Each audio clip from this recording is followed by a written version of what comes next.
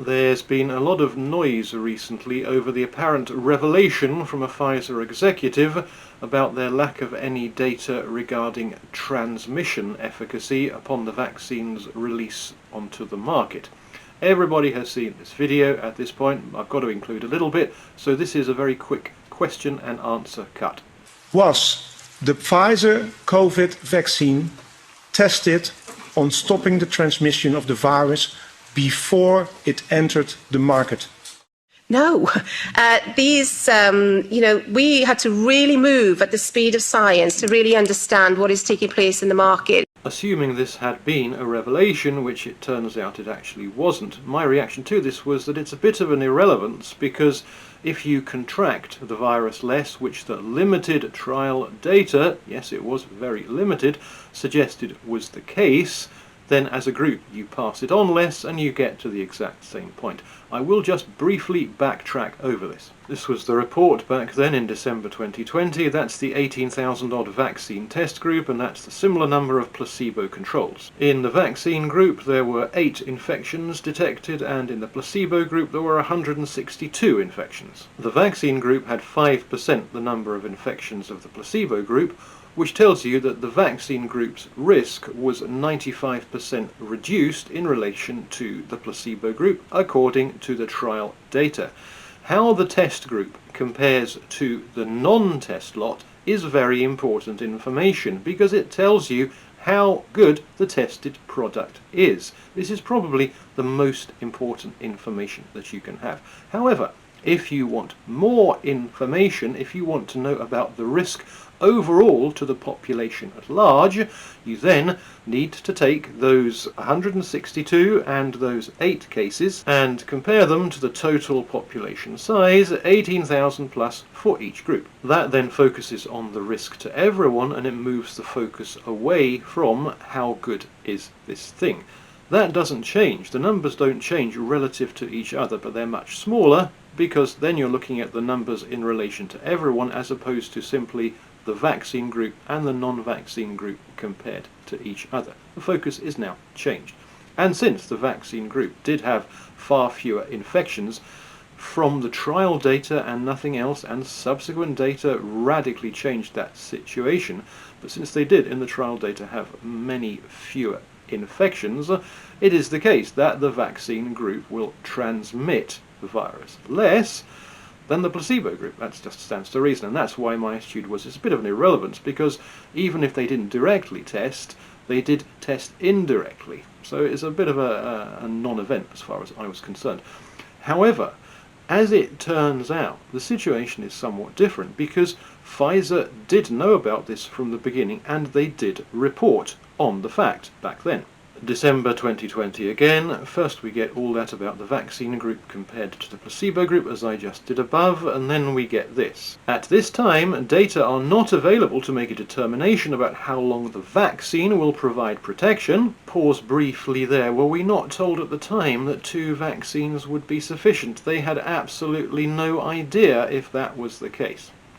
And more importantly, nor is there evidence that the vaccine prevents transmission of SARS-CoV-2 from person to person. This was the US Drugs Authority pre-vaccine launch announcing online from Pfizer that they had no idea about transmission. It hasn't just been revealed now. They knew that they didn't have any such evidence for this from the beginning, and they put the fact out there. This was never made clear, and I certainly never saw this document. Yes, it was online, it was out there back then, but was it ever actually mentioned?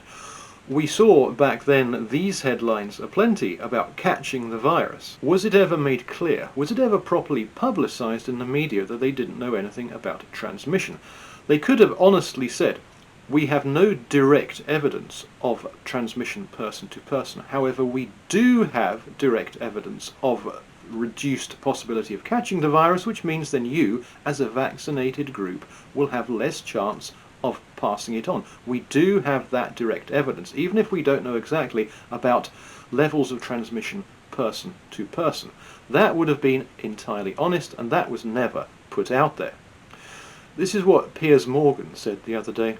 It seemed to me, Neil, that when this was all happening, the pandemic, I took quite firm views throughout it, like a lot of people, I guess.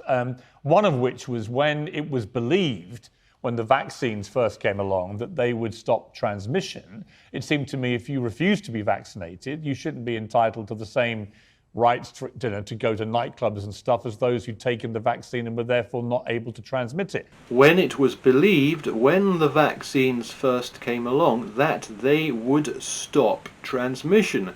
This is a very smart, a very well-informed, if egomaniacal, presenter saying he had no idea of the existence of this fact, which was out there at the time. He didn't know, a very well-informed, well-connected commentator didn't know, because it wasn't publicised anywhere. This was promoted everywhere. This was not promoted anywhere. They could have said the trial data indicates less infection, which then leads to less transmission. They could have been honest about that, but that wasn't the direct messaging they wanted. That's the real story here. This is not a Pfizer gotcha. Pfizer somehow carelessly letting slip something that nobody knew about. It was always out there, sorry to burst any bubbles potentially, but it was never publicised, because if it had been publicised it would have diluted the message, and that could not be allowed to happen. If you had known this at the time, if it had been reported in the media properly, you would have been much less susceptible to the get vaccinated to not kill granny messaging, and that couldn't be allowed to happen. This is not a Pfizer reveal scandal. It just isn't, because this document has been out there for almost 3 years now. I would call it a media suppression scandal. Of course, everyone's now piled in on the Pfizer reveal angle, and unfortunately that just ain't going nowhere, because it can't.